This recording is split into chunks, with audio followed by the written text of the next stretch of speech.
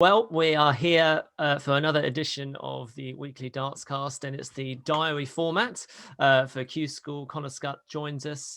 This is on the end of the second day, and we're obviously getting ahead for the third day of stage 1A. Connor, so thanks so much for your time.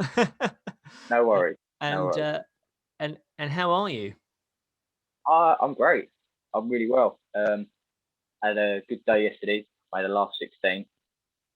I wouldn't say that I played my best, but I was doing the right shots at the right time. Like, I think I played Gordon Mathers first, who was a very, very good dart player. It went 5-all, and I managed to go out in 13 with the sliding leg on my throw, which was good. Then played Jason Marriott, who I know is a good player as well. And I had a 1-3-5 out. I went 25 treble 20 ball at a good moment, and a 1-5-4 where I went treble 9 tops. So I mean I'm playing well, and today wasn't too bad. I lost 6-4. I had a 88 average, which isn't a bad average by any stretch, but I missed a lot of darts double. Looking back now, I could have quite easily have been 5-1 up. And that wasn't like because I missed some past checkouts and things like that. I was missing like 3 clear at a double or 2 clear at a double, like things like that. So there's a lot of there's more positives than negatives to take in my mind because I know that I'm playing well. I know that I can still put in a decent performance tomorrow, and I think I'm on 3 points now, and I think 4, 5 should guarantee it. 5 definitely guarantees it. 4's a bit iffy, but from what I've read everywhere else, 4 should be enough. But you don't really know. I'd rather it be guaranteed and not have to think about it. Is it hard to put that to the back of your mind, not think about it, and just focus on playing darts? Um, kind of, kind of. I think it weighed on my mind a little bit today, but looking at the game that I played and the average that I put in, I can't turn around and say that it really put me off or anything like that because I did play half decent. I can't turn around and say, oh, I played awful because I was thinking about the point. Because I didn't play awful, not at all. It was missed darts double. I think first leg I went 140, 140, 140, 49, then 32 in one. And then after that, I took out 160, go 2-0 up. And then the league started to slip from mistakes from myself. The other guy played half decent, so he had an 87 average, but his doubles were a lot more clinical than mine. He didn't he didn't look like missing any of them. To be honest, I don't really look at what my opponent's doing. I like to try and focus on my own game. But from what I could see, he wasn't struggling on doubles at all, unlike myself. Yeah, yeah. Thank you for that. Yeah, Roger Crook was the player that you played, and he's Right. we know Roger because he plays at the Riley's Victoria UK Opens quite a lot, doesn't he? In the qualification tournaments there, and a stat for you: 88 was the second highest losing average two in the two. I mean, I know that's not a stat that you want necessarily, but it does give an It's, indication, though, doesn't it? it's some sort of nice stat, isn't it? What was the highest? 90 something, I assume. It was a 92 from Chris Quantock, who's very good. He's a very good Chris player. Quantock's brilliant. Yeah. Is he sitting pretty on 4, or I Uh, assume he is. I'll just quickly look that up. But while I'm looking that up, can you give us an idea about the setup there? Because there was all this focus last year in Wigan of Q School, and Paul Nicholson called it Q as in with a queue because people were queuing out the door for drinks and practice halls were down the road. It seems to be going a lot smoother this time. It is a lot smoother. I think where they've over half the field. Don't get me wrong, it's a lot of rigmarole this time around because you're not you can't qualify through this. You can't get a tour card through this. If you could, then I think it'd be a lot easier. But you can't. But now that it's split, there is I think I want to say 16 practice boards in one room. Then on the floor above, which not a lot of people have been up to, but there's more practice boards up there. So there's a lot of practice boards dotted about, which is good. Um, so there's no hassle of practice boards and stuff like that. Like I've been lucky enough to make decisions when I'm practicing the last couple of days, whether I want to practice with people or whether I want to practice on my own. I'm one of those people. I start the day off practicing with people, then I wander off and do my own little thing just to get my head on focus, because I find if I'm what's good for other people isn't good for me. Like, people try and practice with someone else to get themselves into a rhythm of a match, whereas I don't do that. I just need to get as many darts out of my hand as quick as possible, just to get nice and warmed up, so I know that I'm throwing half decent. Mine isn't so much what I hit before I play; it's more so how my arm feels and how I know I'm throwing. Because obviously, sometimes you miss, even though you're throwing like a nice start. It's like you can't guarantee everything's going to go in. Like when you're practicing, you can go. I think yesterday I went back to back on the practice back 180 on the practice board 4 or 5 times, and today I done roughly the same. You can't always odds how you're going to play in a match, but I know if my throw is going nicely, it's fine. Like, I didn't hit many 180s today in the match, but when I was practicing, I hit low. But it's all about just making my arm feel the same for most of it. Like, my release point's all the same and stuff like that. So I try and get it down to like a bit of a fine tee before I play my games.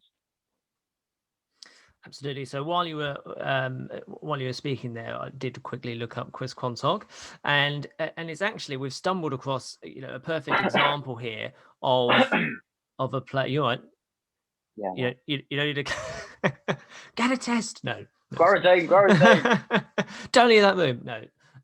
We'll talk about that in a minute. Chris Quantock is ranked 6th in terms of averages in the leaderboard on Dart Connect, and lost yesterday to Chaz Barstow, who of course qualified. He lost to him in Chaz played awesome yesterday. Yeah, it was well overdue for Chaz, I think, isn't it? I think you're right. I think you're well right. So he's booked his place and he's through to. If he plays like that in stage 2, he will get a card. He can't be playing like that and not get a card. It's just not a possibility. If you're averaging between 90 and 100 every game, you're probably going to get one. From what we've seen over the years, I think Matthew Edgar, he's done on his channel, he said, I think he worked out like an 85 running average 9 times out of 10 gets you your card, with like spikes here and there. But look at Beanie, for example. Beanie sort of consistent, but he had a little bit of a dip at times, but consistently average between 84 or higher. So I think that's normal enough to get you a card. Obviously, it's almost like the James Wade style game. Like, people average over 100 against James Wade, but he still wins because his finishing and what he does in the match is always good timing. It's not always about banging in a massively high average. It's always about your timing. You get your timing spot on, then that's all you need most of the time. Yes, it's a war of attrition, isn't it? Almost. It's a marathon, not a sprint marathon. Well, yes, it's a good phrase that. I'd like to meet the person that said that to you. So Chris Quantock, yesterday lost in the board final to Chaz Barstow, so he was sitting on 1 point. Then started today in the round of 128 and lost with a 92 average to, I need to find the chap's first name, Sean McDonald. So, and Chris Quantock's not alone there, in terms of the very talented players that are in stage 1A that have only got 0 points or 1 point. So Chris Quantock has 1 point at the moment. Wow. And all these people, Connor, are behind you, chomping at the bit. So this is it, isn't it? I reckon I'm going to get in first round tomorrow. I can see it now. We've spoken about it. I'll get in first round. But the draw does have to open up for you and to some extent, and I guess most of you are sitting there, standing around the screens, hoping that you get the bye through to the 128. To be fair, today I think I was in the last 128 without getting a bye. I'd rather be playing my 128 game and not having to chalk someone that's already won, and then knowing I have to play the next. Like on the first day, I chalked Dan Day versus Gordon Mathers, and that was a horrible game to chalk. So I had to play the winner of it, and Gordon played absolutely lovely. So it's not always nice knowing what you're going to come up against next round. I'd rather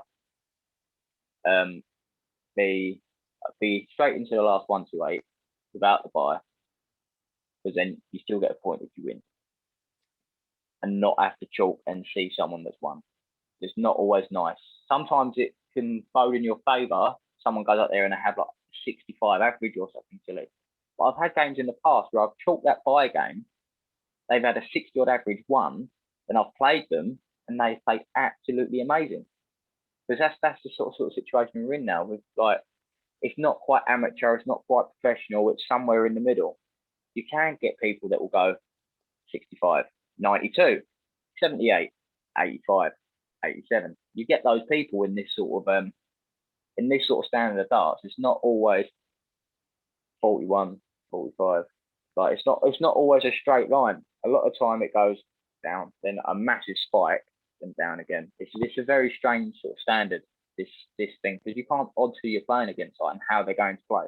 There's a reason why they're not professional at 9 times out of 10.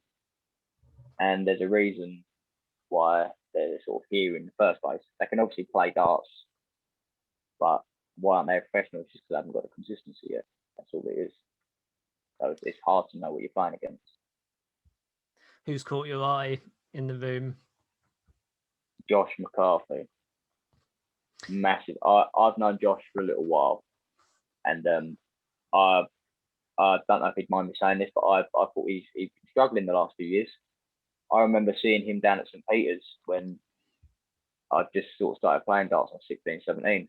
And he went back-to-back 180s, treble 20, just missed treble 19. I think he's either younger than me now or a little bit older, one or the other.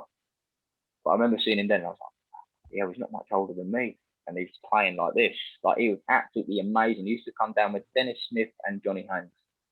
I was talking to Ashley Holgate about it today, just saying like what we sort of remember of him. And it looks like he's back enjoying the game, enjoying being around like his mates and stuff like that. And he's just playing some lovely, lovely stuff. But he's always had the ability there. I think it was more of a mental thing for him over the last year and a half. But it looks like he's playing really, really nice. He's sitting, I think he's top of the order of merit now. Yeah, so he says, Josh McCarthy, it's been wonderful to see. I certainly agree with that. And I don't think he thanked me for sharing the Riley's clip of him as a sort of 12-year-old beating Phil Taylor in a one-leg shootout. Good watch, though. You should definitely check that clip out if you're wondering. I haven't seen that yet. But yeah, made the last 8 twice, missed out twice, but he's through. So now he's in this perfect position of match practice. Tomorrow. Last 8 twice in my mind is better than winning a last 8 game one. Because you can have one lucky day, but instead he's had 2 days where he played absolutely blinding. So it just shows how consistently he's playing. And it wouldn't surprise me if tomorrow he wins one outright or we get to another last 8. It wouldn't surprise me a bit. Fantastic. Well, must be time for a cliche, Connor, mustn't it? Is it that time already? It's that time already where we give you an inspirational cliche. Now, remember, everyone at Q School gets sent these. I've sent these to you many times over the years. Remember, Connor, there's one day to go. That's probably the worst one. I said that about the other one, but there wasn't one day to go at that point. No. Just made everything feel too real, Matthew. Yes. I don't know how I'm going to cope. Well, listen, thanks ever so much for your time. Do appreciate it. We won't take up any more. And whatever happens, we'll have a catch up afterwards tomorrow. But obviously, we wish you all the best. Yeah. Thank you very much. Thanks for having me.